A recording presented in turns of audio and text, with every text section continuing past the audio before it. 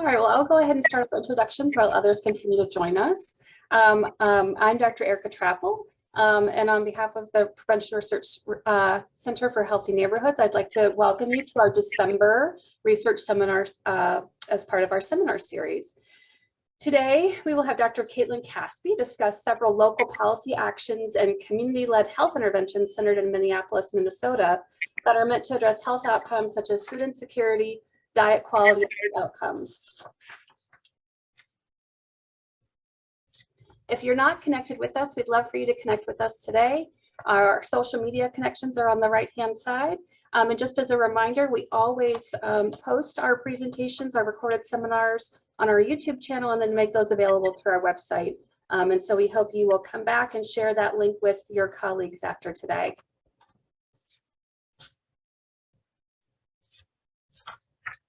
As just a sneak peek, we'd like to share our topic for next month's seminar. Dr. Jane Jie, who is a general internist and investigator in the Division of General Internal Medicine at the University of California at San Francisco.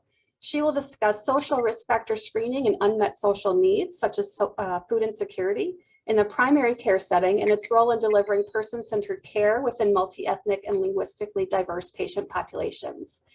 You can find more details and can register at the link in the chat box that Bree just posted, and we hope you will register and join us in January on the 12th. And as usual, even though we can now see your faces, we love to know who is with us and on our seminar today. So please feel free to add your name and organization to the chat box to introduce yourself to others that are joining the call today. We'll also use the chat box and chat feature for questions. So please go ahead and enter those as we continue through the seminar, and we'll be sure to save time at the end of the seminar to have Dr. Caspi answer those questions. And finally, I am so pleased and excited to have Dr. Caitlin Caspi here with us today. I've had a chance to get to work with her as part of a student's dissertation committee, and it's just been wonderful getting to have some different perspectives and have her expertise as part of that. She's an associate professor of allied health sciences at the University of Connecticut and the director of food security initiatives at the Rudd Center for Food Policy and Health. She evaluates policies and interventions addressing the social determinants of health, particularly food insecurity, diet, and obesity. She completed her doctorate at the Harvard T.H. Chan School of Public Health and a postdoc fellowship at the University of Minnesota. She currently resides in Connecticut, where she grew up, and she serves as the principal investigator on 2 NIH-funded studies, one in the charitable food system space and the other evaluating upstream local minimum wage policy effects on diet-related outcomes. I am so very pleased to welcome Dr. Caitlin Caspi. Thank you so much for having me here today. I'm going to just get set up here. If you'll bear with me.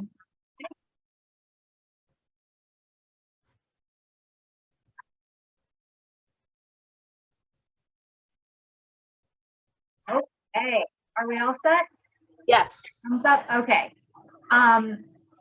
It's an honor to be here. I am looking forward to presenting for a little while, kind of a summary of a lot of the work that I was doing before I moved to Connecticut in Minnesota, focused on Minneapolis and greater Minneapolis.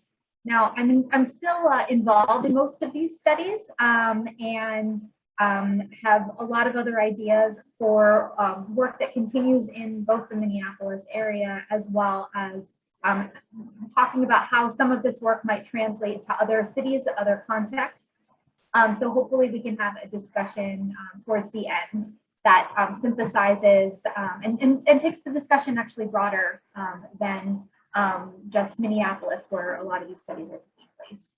So the title of the talk is Local Policies and Interventions to Address Diet-Related Health Disparities. And so I'm going to be giving an overview of diet-related health disparities. There's a lot to say, but I'll just really briefly present a few key points. Talk about different levels of intervention that we can think about in addressing some of the problems with diet-related health disparities. Launch specifically into what the Minneapolis context is and why here, why this place, and what kinds of initiatives are going on here. And I'm going to talk about 3 areas of local action, including food retail, where I'm going to be telling you about a study that I was involved in evaluating the Minneapolis Staple Foods Ordinance. Another area is in the charitable food sector, or food pantries and food banks.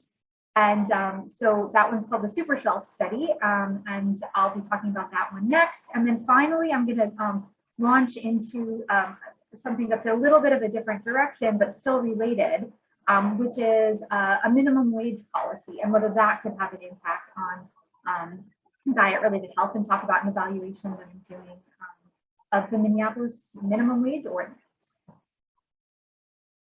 So when we talk about diet-related health disparities, we could start in a lot of different places. And I decided to start with the concept of food insecurity, in part because there's really been a lot of discussion recently, due in part to a sort of perceived in discussions around challenges in food access with some of the shocks that came along with COVID, including a lot of unemployment, the closure of schools, and so food insecurity, as it is, was actually getting quite a lot of press in the last year or two.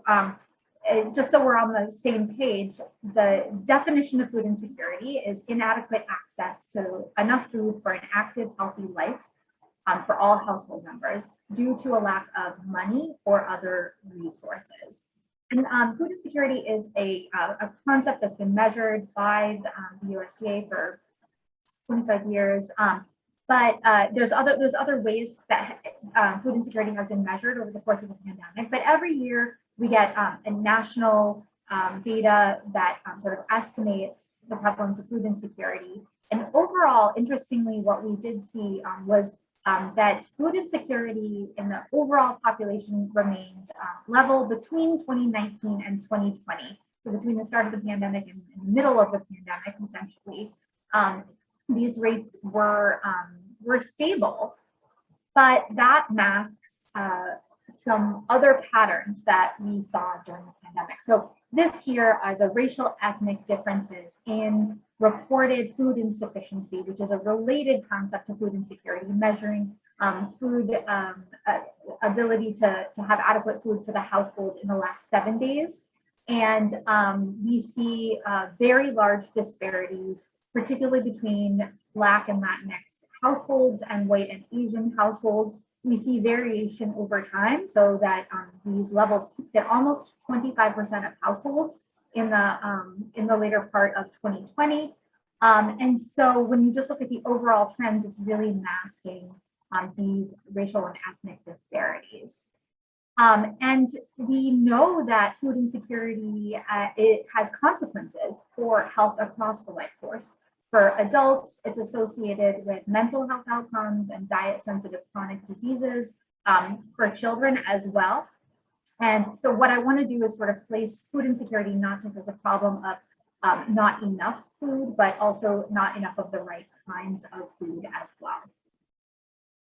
We can also think not just about food insecurity, but sort of the consequences of lower diet quality on sort of how this translates into disparate health outcomes. This, for example, is a recent paper in American Journal of Public Health on the number of cancer cases that are attributable to dietary factors. And you see that the burden of disease is higher among some groups, particularly those with lower income, those who participate in SNAP, and there are differences by racial ethnicity as well. So when we're thinking about interventions to address these issues, we have to think about the causes. There's not just one cause for these disparities. And we can sort of think that our interventions could take place at multiple different levels. And I'm going to be focusing today mostly on this community level in terms of local programs and policies. I don't want you to think that I'm not also aware of the value of sort of individual and institutional and broader systems and the role that they play in sort of creating these disparities, as well as being part of the solution to addressing them. But just to sort of really focus in on this local area policies and programs and sort of what's being done. And so when we're going to spend the remainder of the time sort of here, we're going to be focusing on sort of the areas of like how the local food environment could contribute to these health disparities, the options that are available to particularly marginalized groups and those that are at the highest risk of food insecurity or diet-related health disparities, and the economic stability that people as factors that are modifiable at the community level. So let's delve into the Minneapolis context. Minneapolis is a city in Minnesota. It is located along the Mississippi River. You'll see on the map there, it's sort of on that right-hand border, and right across the river there is St. Paul. It's the twin city of Minneapolis. Minneapolis itself is a city of about 400,000 people. I lived there for 8 years between 2012 and 2020 before I moved to Connecticut. And Minneapolis is known for being a city with notably high political participation. You kind of see the numbers here presented. It's known for sort of active city council political participation, progressive policies, and it's also known as a city of multiculturalism. And at the same time, it's unfortunately also known for its racial ethnic disparities, including really high racial segregation, residential segregation, and racial ethnic disparities in health outcomes and in educational outcomes. And in addition to this, Minneapolis, and I would say along with the residential segregation that we see, that's kind of baked into the kind of older covenant laws and redlining, we see in Minneapolis, like in many cities, that there is unequal access to healthy food. So in this setting, we can think about the food environment as a sort of the stage where people are purchasing their food and making decisions about their diets. And we know that there's unequal access to healthy food in Minneapolis neighborhoods. There was a lot of mapping done, and this was there were known disparities in the food environment across the city.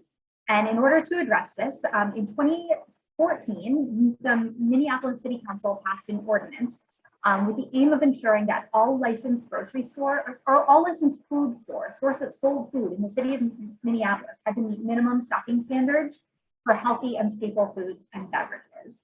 And so what that looked like this was actually a revision of a previous 2008 ordinance that was just saying if you're a food store, you have to sell food. It didn't really have much to say about the healthfulness of the food, but this was really trying to make sure that all the stores that were selling food, including gas stations and dollar stores, were having an adequate amount or minimum stocking of these 10 categories of food. Now, these have a big overlap with foods that are WIC authorized. So these are, you'll see a lot of the same requirements as to be a WIC store and be able to use WIC benefits.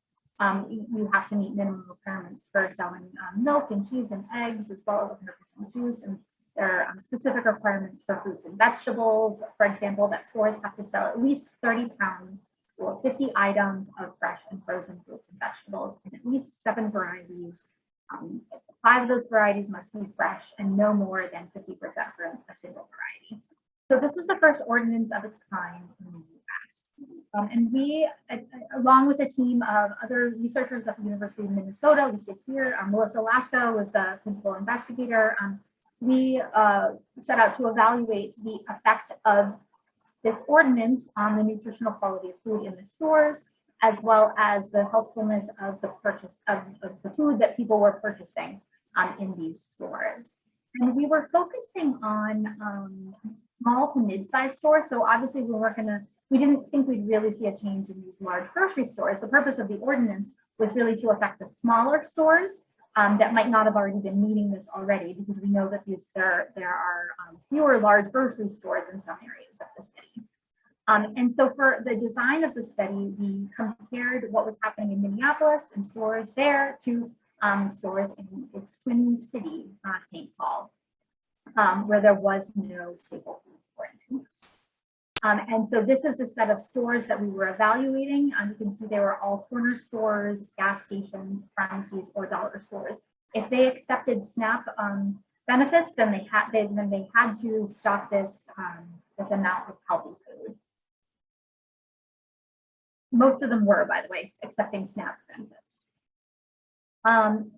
This is just a screenshot of our assessment tool, meaning we went and we gathered data over 4 different time points of what was available, how much of it was there, what it cost, the quality, and we looked at this is just one outcome, but it was a change in a healthy food supply score on a scale of 0 to 31, and really did not see significant policy effects over time. We did see a little bit of hints that potentially the food was getting a little bit healthier, possibly in both cities over time, but we didn't see real true policy effects as evidenced by this measure. And in part, we can explain this because we knew that Minneapolis, while it had the idea to implement this policy, it passed, it was, it stayed on the books. There wasn't actually a lot of enforcement of the policy, and there wasn't sort of funds to actively enforce it, and that's going to be a limit to sort of the implementation and the degree to which the policy is effective potentially is what we learned in this study. It's also notable that after this policy was passed, there was some discussion about how kind of business friendly this was, in the sense that there were a lot of stores, particularly stores that kind of ethnic food stores that maybe wouldn't have carried a lot of these foods anyway, and was it fair to require them to do so if the customers that they were serving did not have a high demand for these products. And so they actually ended up modifying the Staple Foods Ordinance subsequently in order to kind of address these community concerns, which I thought that it was notable that they did sort of listen to these concerns and made a modification. So that's sort of where it stands with the Minneapolis Staple Foods Ordinance. Still there, not a lot of active enforcement, but modified from its original version. I'm going to switch gears now to talk about the charitable food system. So we're still kind of in the realm, I would say, of the food environment, but it's a very particular type of food environment. This is a set of agencies, food banks, that acquire food, procure it from multiple sources, and then distribute it to smaller agencies called food pantries. And really, these are agencies that give food away for free to people. Sometimes it's a pre-packed bag, and sometimes it's a kind of almost looks like a store, and people can go in and sort of shop for food, but again, they don't pay for the food. And there's been a lot of discussion recently about the nutritional quality of food in the charitable food system, because it serves a population that is at a high risk of diet-related chronic disease. So we set out to do a study that looked at implementing changes in the charitable food system to make the healthy choice the easy choice and increase the supply of healthy food. And this was called the SuperShelf project. And I should say at the outset, this wasn't only happening in Minneapolis. This was happening across the state of Minnesota, although some of the sites that I'll be talking about were in Minneapolis. But this was more of a Minnesota-based movement with several core partners within the University of Minnesota, including University of Minnesota Extension, as well as outside health partners, the food group, which is the food bank, and Valley Outreach, which is the food pantry. They call them food shelves in Minnesota. So if I slip into that language, that's why. And the idea was really to transform food pantries so that they were welcoming spaces for people to access healthy and appealing foods. And this was based on this idea that there is a real high demand and need for healthy food in this system, which sometimes people don't believe. They have an idea that maybe clients don't want healthy food, that it's not going to be taken even if it's available. And so we used data, a survey that we collected among over 4,000 food pantry clients to demonstrate that there was actually really high demand among clients for these healthier and staple foods. So for example, the top requested foods in our survey were meat, dairy, fruits, vegetables, eggs, and cooking items. And when we repeated the survey a couple years later, fruits and vegetables actually moved up to the number 2 spot. And the other thing that we found is that clients who are relying on these food pantries because they're facing food insecurity, they are getting a large portion of their food from the food pantry. They might get half or more of their total food from the food pantry. In fact, we found that about half of our clients were saying that they got half of the food. So that we can think about how, if we're really making big changes in the food environment there, we might be able to observe measurable changes in the nutritional quality of foods that people are taking home and consuming. We also found that about 90% of people said that they knew how to prepare many fruits and vegetables. And this is when I say this, I'm thinking back to that social ecological model, and how we're thinking often about sort of education and individual focused interventions to address diet. And I think that we can't ignore the individual level completely at all. But in this study, what we were doing was using our resources on that sort of environment level for the most part, rather than on the around sort of like the educational component, which there was actually a lot of discussion on the team of like how much to invest in the educational component. And we sort of we decided on more of a focus on the environment, but also with some behavioral economics in order to make the healthy choice easy. So again, this is sort of the main framework for our SuperShelf intervention, sort of the idea of having a foundation of client-centered practice, making this a dignified space for people to come to, a welcoming place for people to come to, and then sort of building on that foundation to increase the access to healthy food by changing the environment, and making sure that that food pantries were maximizing their supply of healthy food by partnering with, for example, grocery stores that were donating food, and then making sure that those foods, when they were obtained, they were displayed in the most appealing way for people, that the food pantry was kind of rearranged so that it put the healthiest foods at eye level, and arranged more like a supermarket so that people knew what to expect, and were encouraged to fill their carts first off with the healthiest foods. So this is sort of a visual of the SuperShelf transformation. As you can see, this is not Minneapolis, this is St. Paul, but so we have a pre and post intervention photo, and in the post intervention photo, you can really see the organization by different food groups, just like a grocery store. You might even be able to see the whole grains at eye level there, and you see sort of the abundance of fruits and vegetables that are first when people enter into. This is another example of a food pantry transformation, where they really just they used a totally different part of their space, and they had sort of someone from the community custom designed this fruit and vegetable display in order to make things again more aesthetically appealing. We have this sort of standard SuperShelf signage that we put up, and so this was the whole community sort of pitched in actually to do things like working on the painting and the new floors. They got a lot of this kind of labor and supplies donated to make this transformation happen.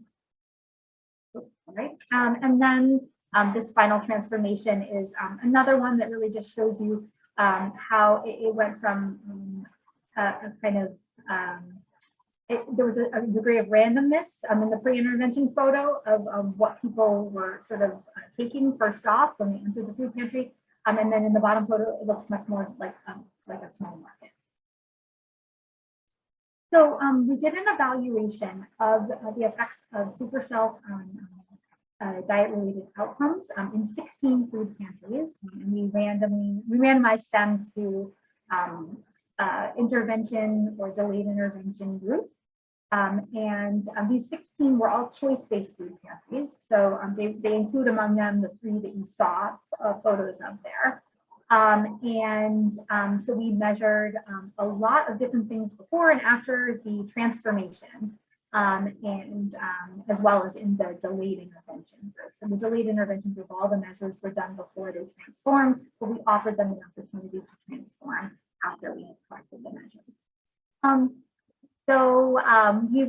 We were collecting a variety of mostly quantitative, but also some qualitative data. And you will see that sort of the consistent measure is a healthy eating index. So it's basically a measure of nutritional quality on a scale of 0 to 100. And we, sorry, that looked forward on its own. And so we did dietary recalls with clients to see what they ate. We looked at the food that they were selecting at the food pantry, and we looked at the nutritional quality of the inventory. And so this was supposed to be this sort of group randomized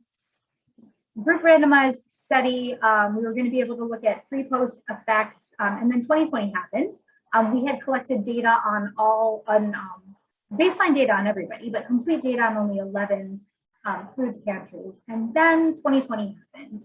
And so 2020, as you know, was really full of disruption to the way that the charitable food system was operating. And so in general, food pantries closed. They didn't allow people to come in and select their food, and they offered pre-packed bags at multiple locations. Sometimes it's at the food pantry, but it could have been anywhere. This photo shows one in the middle of a park. And then the other thing I want to note is that in Minneapolis in particular, in the summer of 2020, or at late spring, you had the murder of George Floyd, and you had just a degree of disruption to neighborhoods and food access that was above and beyond many places in the U.S. And many food stores closed down, and it took some months to reopen. There was a lot of community organizing and sort of donations poured in, and people were volunteering to put them together, as you can see, in bags. But this was not normal operations for the charitable food system. And I think that it probably mitigated quite a lot of food insecurity in the community. It was a massive community response, but as far as a randomized study, there were some disruptions. And so when we analyzed our data, we only looked at the 11 food pantries that we collected data on before the pandemic. So I will be coming back to kind of Minneapolis and the 2020 context a little later in the presentation. For now, I will share the results of the SuperShelf intervention in those where we completed data collection before the pandemic. Most of those food pantries have now, they're starting to reopen, but it's really, it's with some inconsistency in their operations and practices, and some have, they've mostly remained super shelves, but it's not quite consistent or the same as it was. We really had momentum of making these transformations before the pandemic.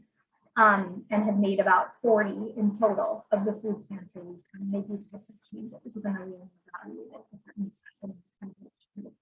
So this is implementation scores on a scale of 0 to 100. And the reason I'm showing it is that I think that we really had successful implementation where we were working with the food pantries.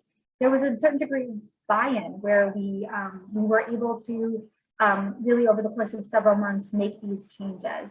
In the intervention group, you can see large changes in things like unhealthy food promotion, healthy food promotion, aesthetics and layouts, and the type of food that was being stocked compared to the control group.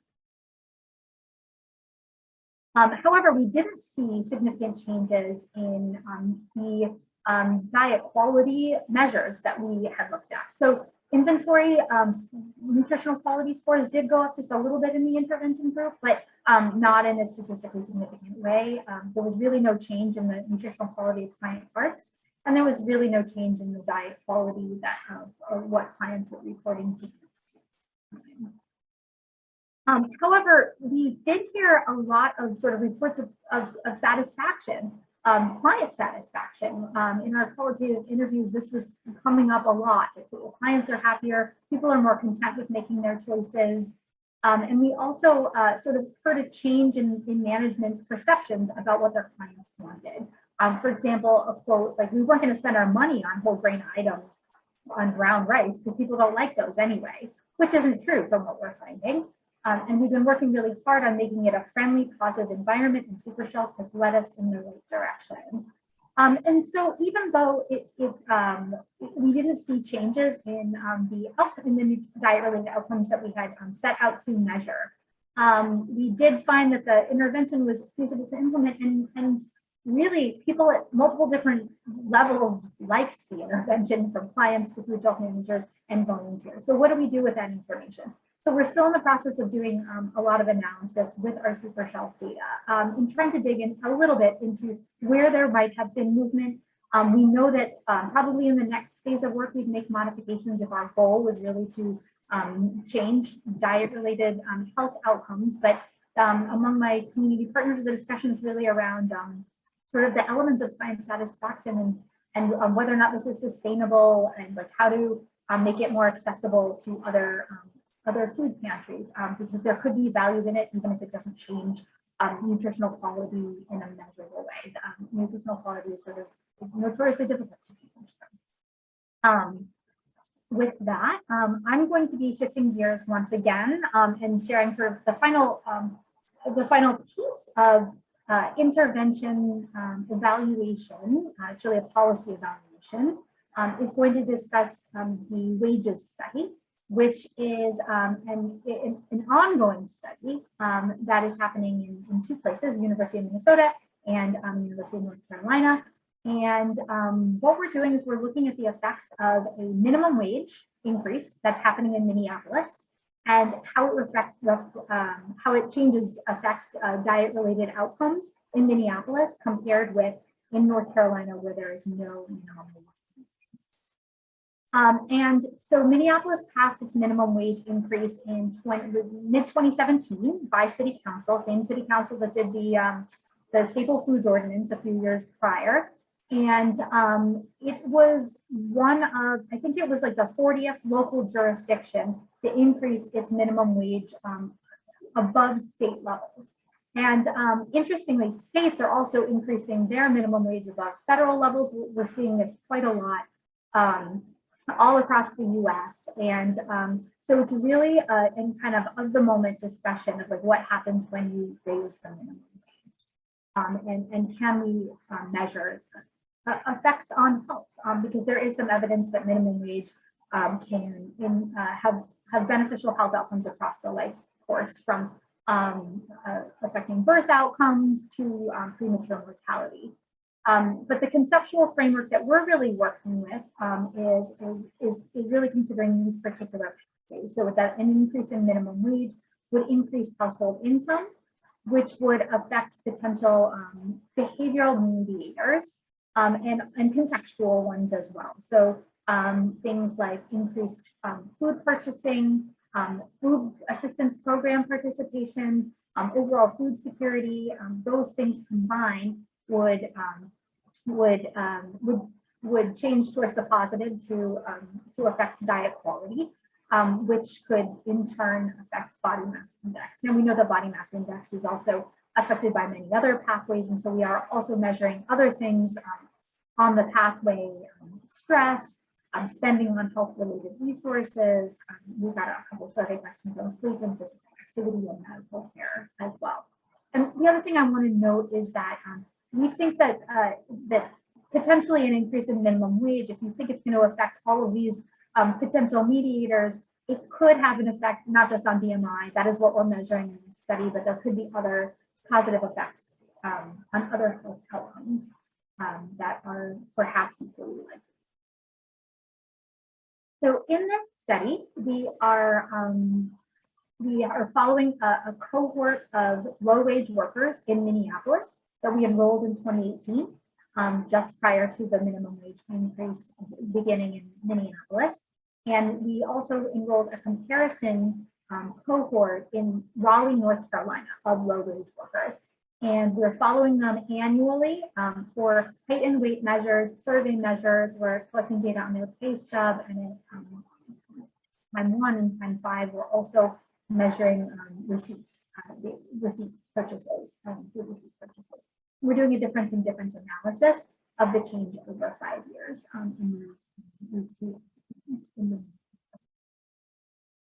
Now, it could be surprising that Raleigh is the control setting, but we, in order to select a control site and to do this difference in difference analysis, we looked at states that were, or cities that were a similar size to Minneapolis.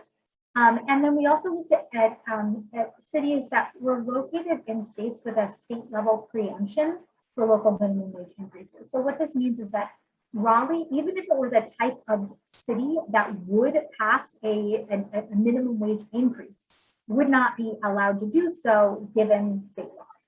So at the time we started the study, about 25 states going through this classification. And when we looked at census numbers, Raleigh was surprisingly similar on a number of key demographic factors to Minneapolis. It did have a higher proportion of Black residents, and yet that was sort of the only thing that they differed significantly on. And so Raleigh was selected as something. So for this study, which is still in progress, we are presenting data annually on a publicly available dashboard. And you can sort of see this is just an example of this is the first 3 time points. This is 2018, 2019, and 2020 data. It's very small, but basically it's looking at the amount of SNAP benefits that these low-wage workers are getting. And white means like none, and purple means more than, I think, $750 a month. And so the darker the shade, it indicates that families are receiving a higher amount of SNAP benefits. And so you can see just eyeballing a little bit of, it's just a visualization of potential movement, particularly it looks like in Raleigh between T2 and T3. And so this is publicly available. And we are just completing right now our T4 data collection, and we'll have one more data collection period starting next summer when the minimum wage finally reaches $15 in Raleigh. Sorry, in Minneapolis, not Raleigh. Now, if you could have designed a sort of more perfect disruption to this natural experiment, I think COVID would probably be it. The employment changes that we saw and the employment sort of risks and different sort of considerations that workers had to take in order to stay safe at work certainly could have affected people's job sectors and in turn their wages. We saw food access changes like supply chain disruptions that are still going on. We saw changes in the way people were getting food, sort of shifts to online, but that might not have been sort of a pattern that was acceptable to everyone, and sort of was this behavior change sort of universal, among low-wage workers as well. We saw, so many health disparities amplified, including food insecurity, COVID-19 mortality, a heightened public awareness of these issues around wages, employment, and food access, and then the government response. And so the government response included many program expansions, like an expansion of SNAP, flexibility, so allowing people to go through different processes or abbreviated processes, streamlined processes, in order to get government benefits like SNAP, and new programs like Pandemic EBT, which was started in order to make sure that families that relied on school meals to feed their children would get sort of a corresponding amount on an EBT card. And so again, the idea was to mitigate the sort of surge in food insecurity that was expected as a result of the changes that happened during COVID-19. And so the federal response to COVID-19 was really far-reaching, and I want to. This slide is really just meant to highlight, not to go into detail, but to highlight that the changes were not only in food assistance programs, which there were many, but also to the broader safety net.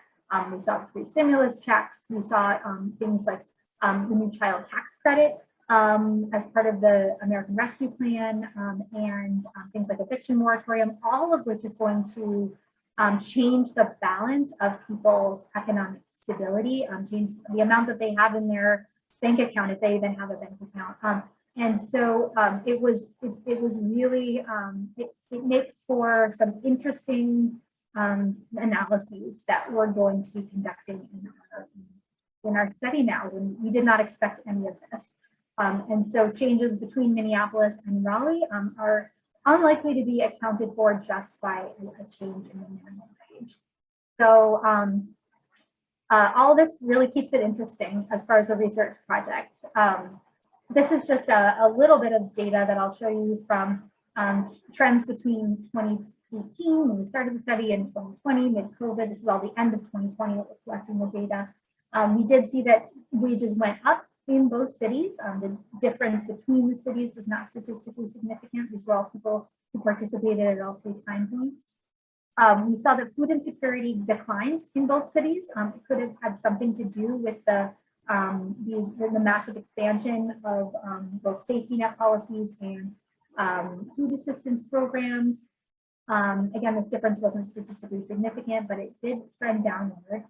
And then we know that SNAP changed. SNAP is sort of the primary prevention against food insecurity, and I think it was a little bit harder to get SNAP in 2019 compared to 2018, and then it got easier to get SNAP in 2020. And you can sort of see those loosened restrictions probably had more of an effect in Raleigh, where it was harder to get SNAP than in Minneapolis. And so these are the kinds of conversations that we're having as we try to interpret this data. What else was happening in that was sort of specific to Minneapolis and Raleigh during the pandemic that could account for these differences.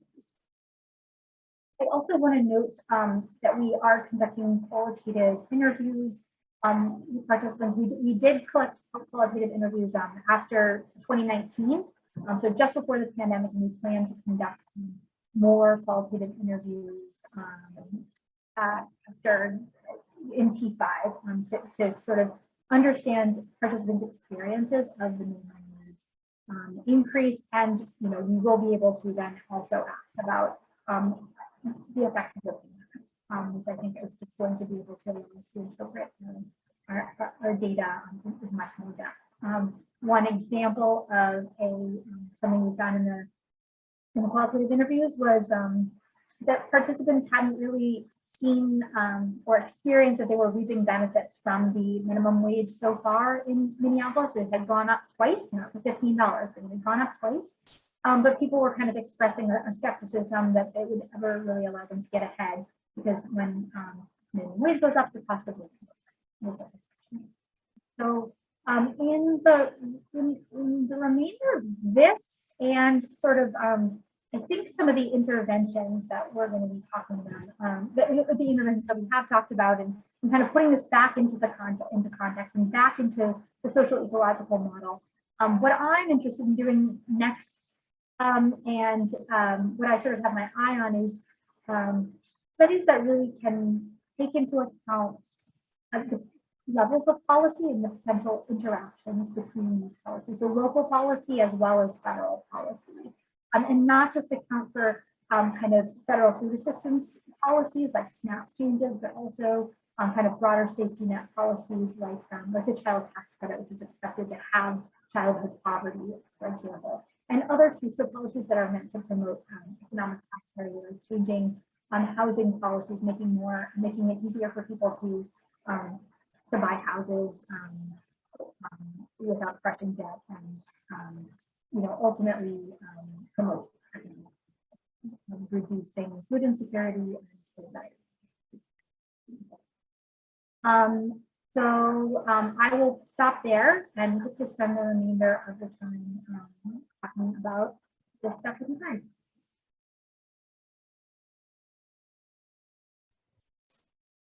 Thank you so much for that. We are able to take questions if you'd like to turn your mute button off or type them into the chat.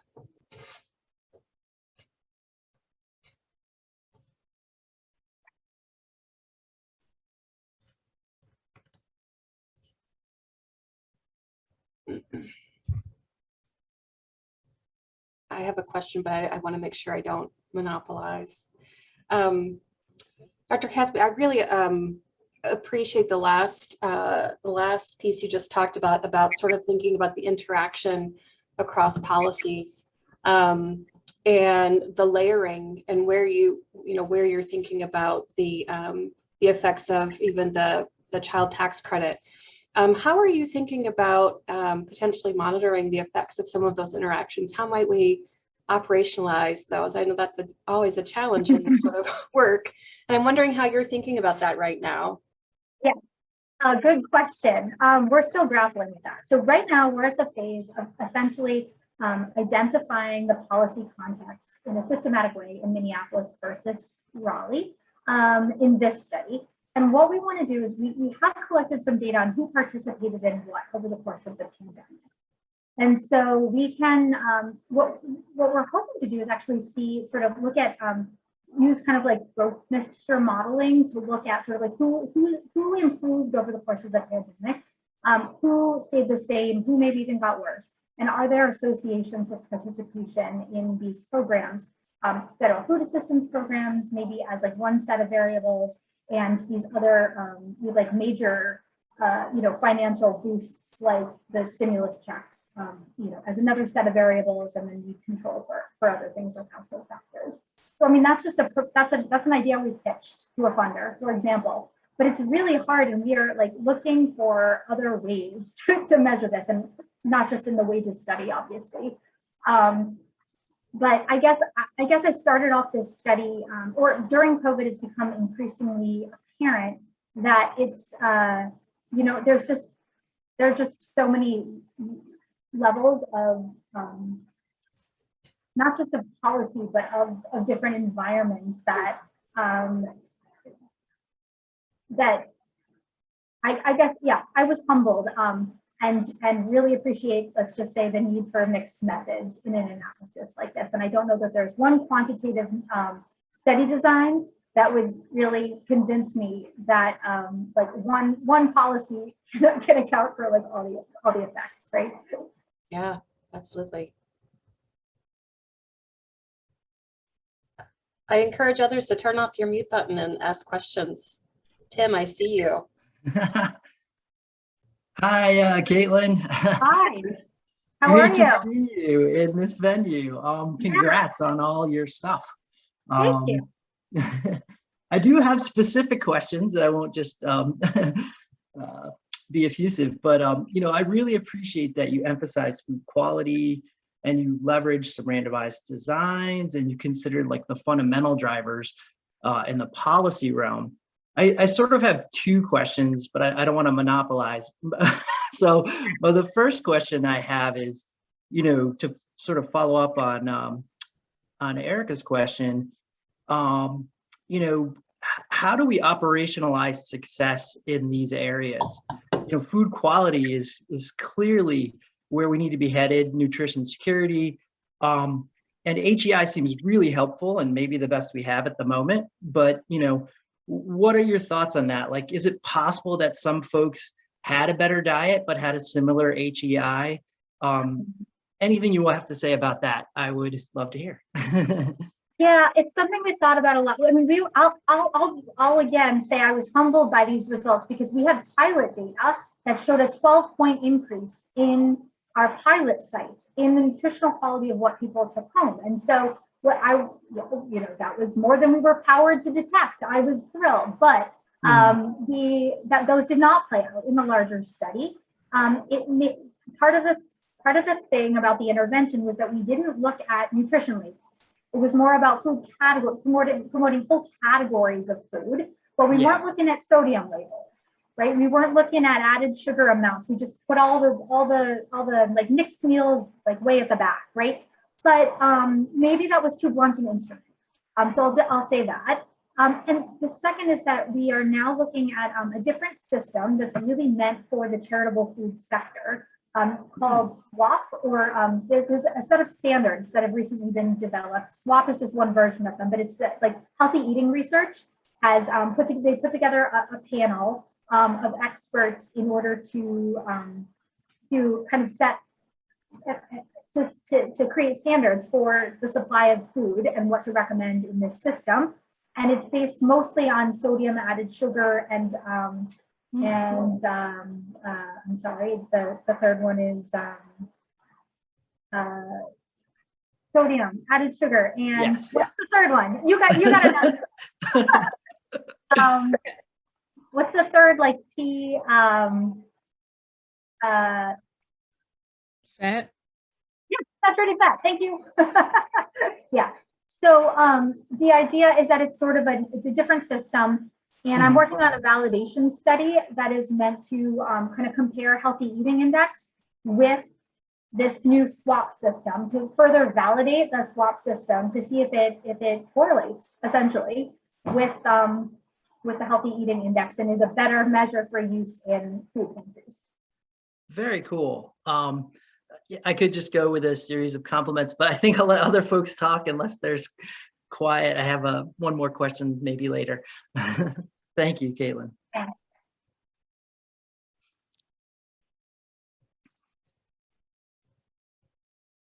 There's a comment. It's not a question, but a comment I just wanted to share in case others didn't see it, from Lindsay saying, I appreciate that the research also ventured into food pantries and how even free options for families are not exempt from having quality food options.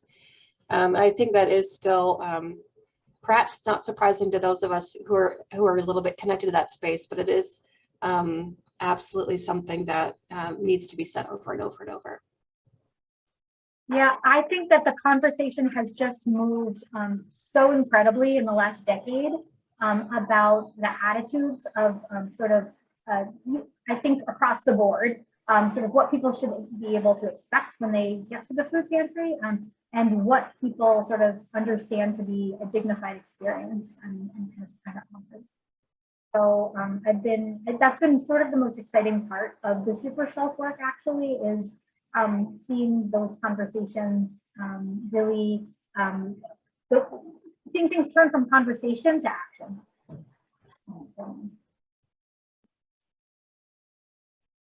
Caitlin, this is Elaine Borowski. So I have, this is one of those questions where I always feel like these kind of policy studies, they need years, right? To really, that's one of the biggest frustrations is the funding probably comes. So like what mechanism are you guys putting into place? You're young, to look at this data again 10 years from now, because it strikes me that we're trying to, you put a small pebble in the lake and we're expecting these big things, and it's going to take more than that. So that's one question. It's like, is there a way to think through how to give yourself a look at this multiple times? The other thing is that I'm also still, I struggle with this idea that we believe that negative health outcomes are related to these sort of dietary disparities, right? And so what we think is if we fix the dietary disparities, we're going to immediately have these health outcomes. And this seems wrong. It's a good theoretical and conceptual, but again, it's something that probably would not even happen in short term.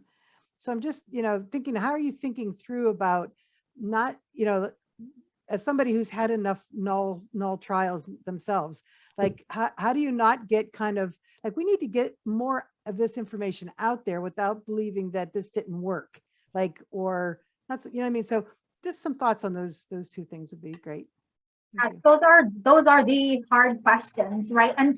Well, I'll tell you, the thing that I struggle with the most is like, what if no results are interpreted that this is not beneficial at all, right? Like, you know, that could actually cause harm, right? So I think we have to be the most careful about putting that interpretation out or anything close to it, and be very transparent about the limitations.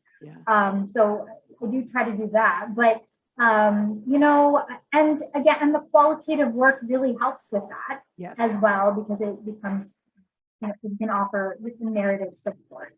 But I think as far as funding, I mean, I'm encouraged that I think that there is increased attention to understanding health disparities, and policy and interventions related to addressing health disparities out there.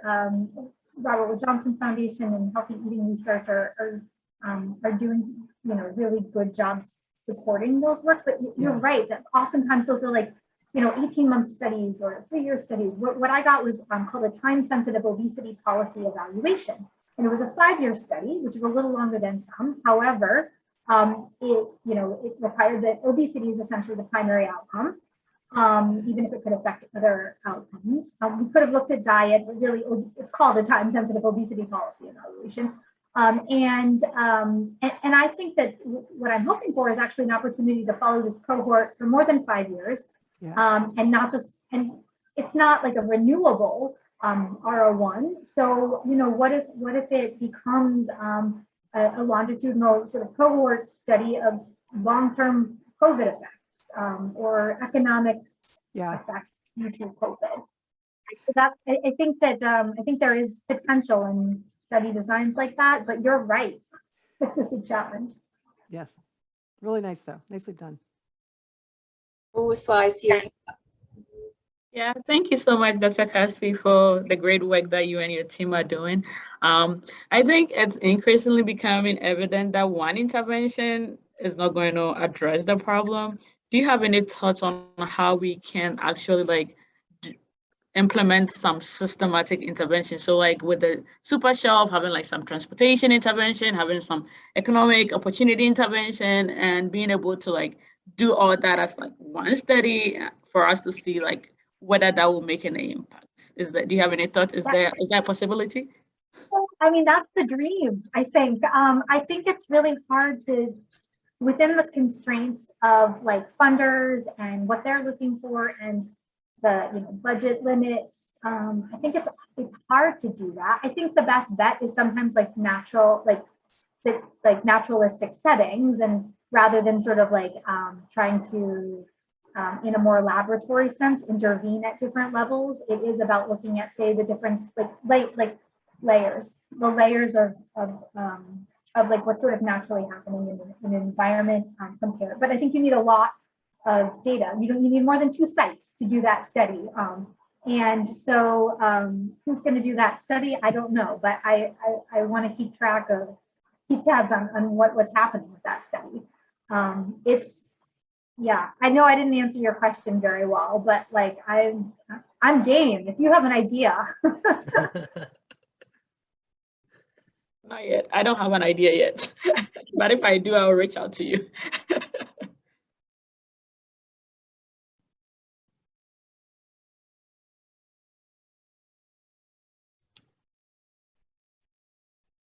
Tim, I feel that second question just perched on the edge of your lips. Sure, I'll go for it. I didn't want to talk too much, but first to piggyback on Elaine's point, I almost wonder if we had a measure of food sovereignty or food choice. You did improve that, so it didn't show up in the numbers maybe. But I guess if this all works and Owusu's idea and your idea of integrating multiple interventions all at once, and you improve health outcomes, shouldn't the folks that pay for Medicaid, Medicare care about this? And is there an inroad there for all of us?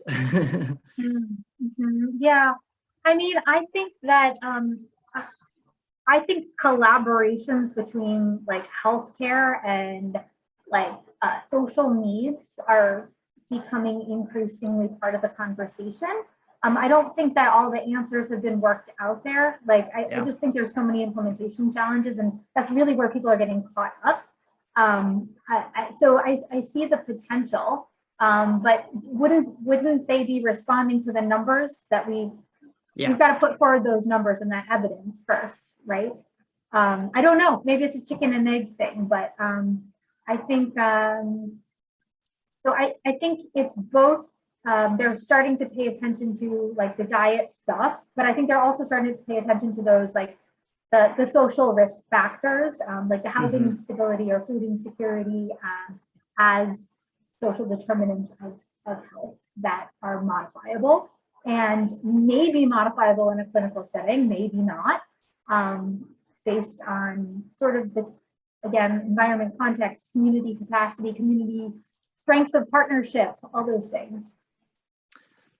Great points. Yeah, and like you said, we need some numbers to show they need to attend to this area. You know, I was going to say, like, based on what Usa said, the one issue I think is this is already moving. I mean, I see Chris, did I see somebody from the food bank was on a minute ago?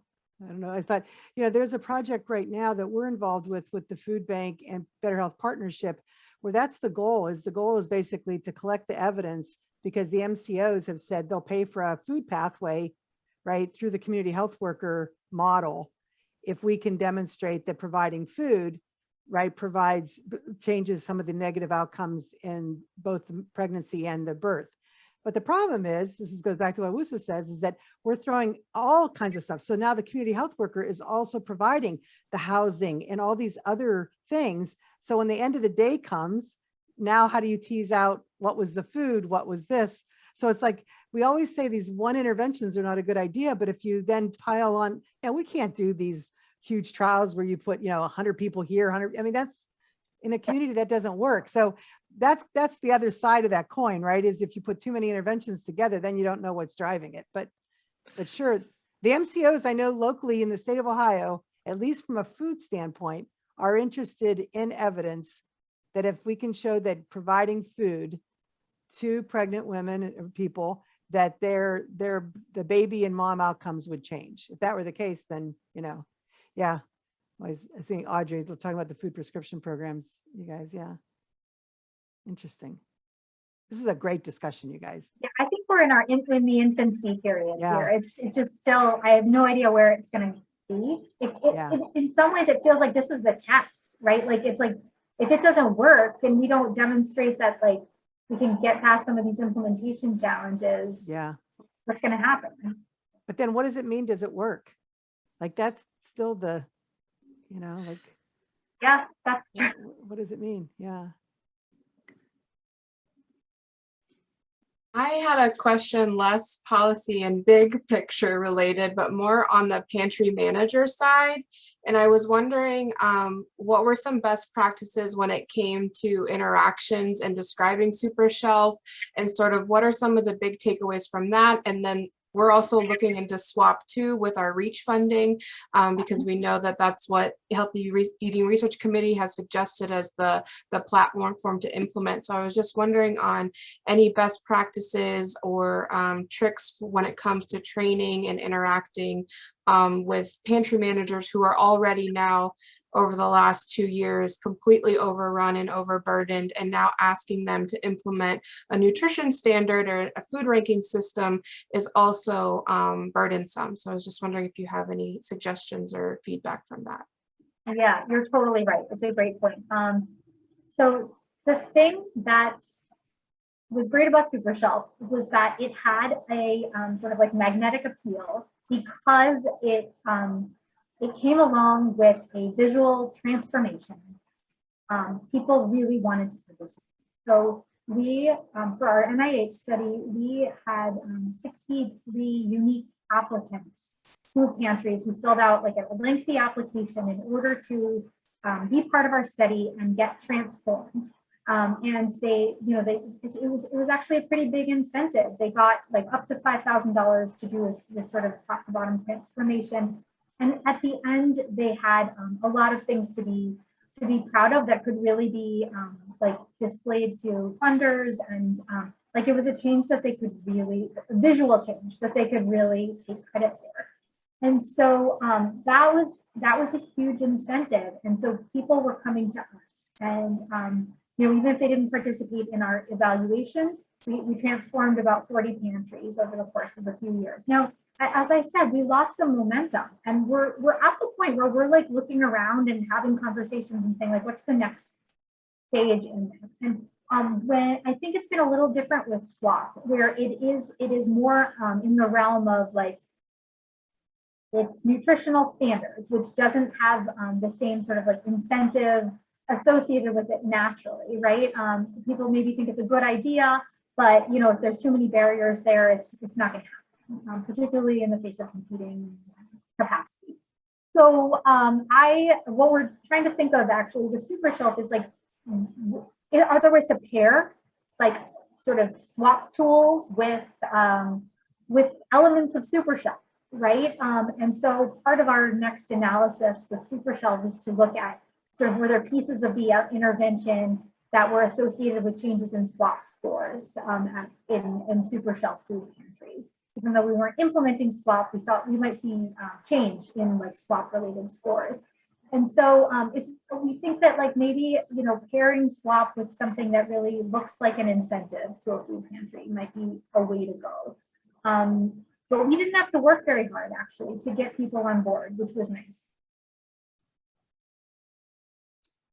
Thank you.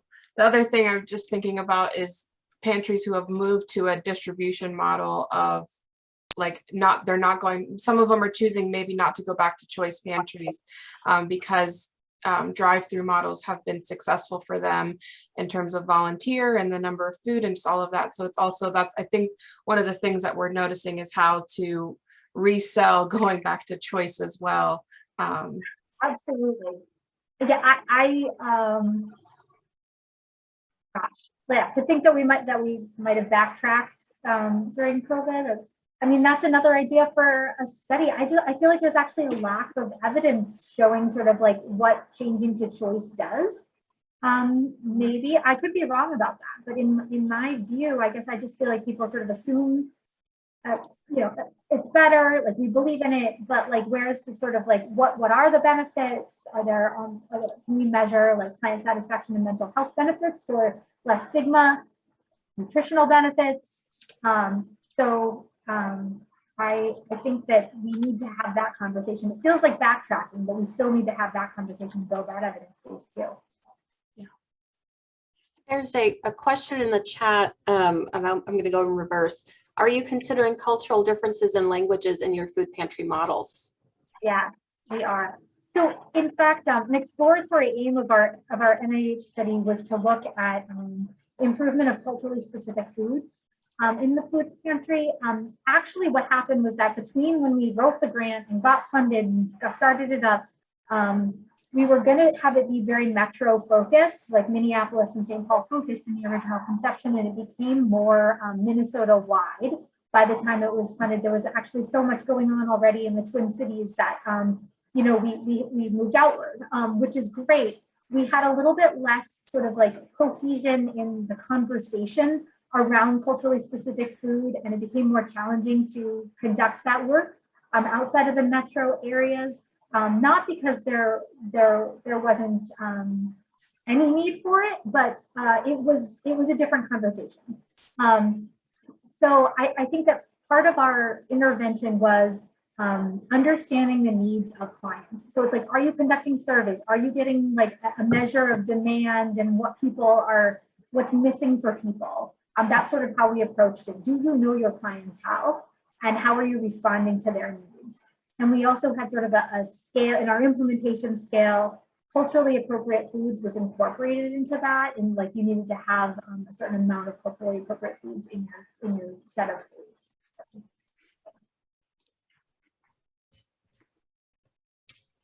Brenda, I think you're still on. Did you want to ask your question from the chat or? Okay, I'll just ask. So with this intervention, and you kind of mentioned that the customers were happy. Some of the volunteers mentioned, the customers were happy and all. So was there like a shift with the collaborators? Were you able to track the funders and just the partnership and everything? Did it increase? Did you notice any of that happening? Positive change happening? You mean like the satisfaction in the food pantries? With the satisfaction, were they able to reach out to more funders? Were they able to reach out to like bigger organizations for, increasing? I see. So that's a good question.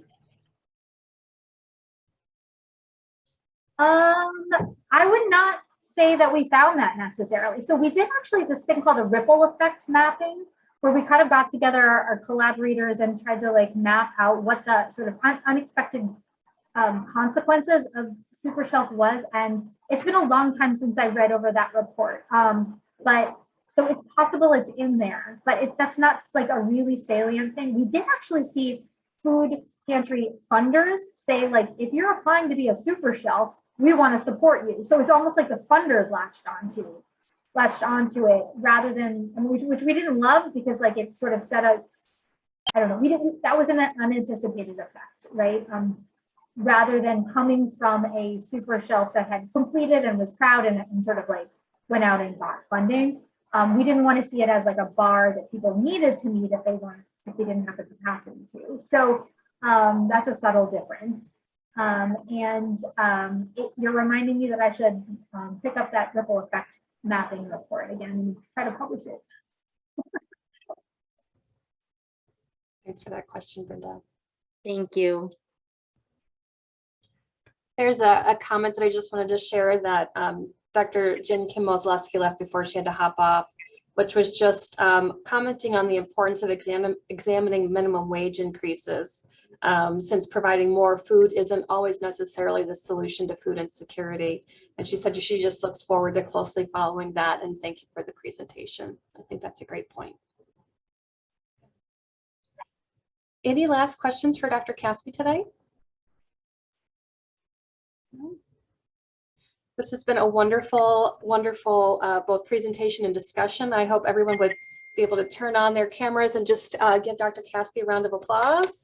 You can. Thank you so much. It's been a great audience. I got so many great questions. Thanks for participating actively. Absolutely. Please know that we will be posting a link to this video, so please share with all your friends and colleagues and family members who couldn't make it today to share in this wonderful information. And if you're interested in joining our January seminar, the registration link is in the chat box. Thank you again, Dr. Caspi, and we look forward to seeing you all at our next seminar. Have a great day.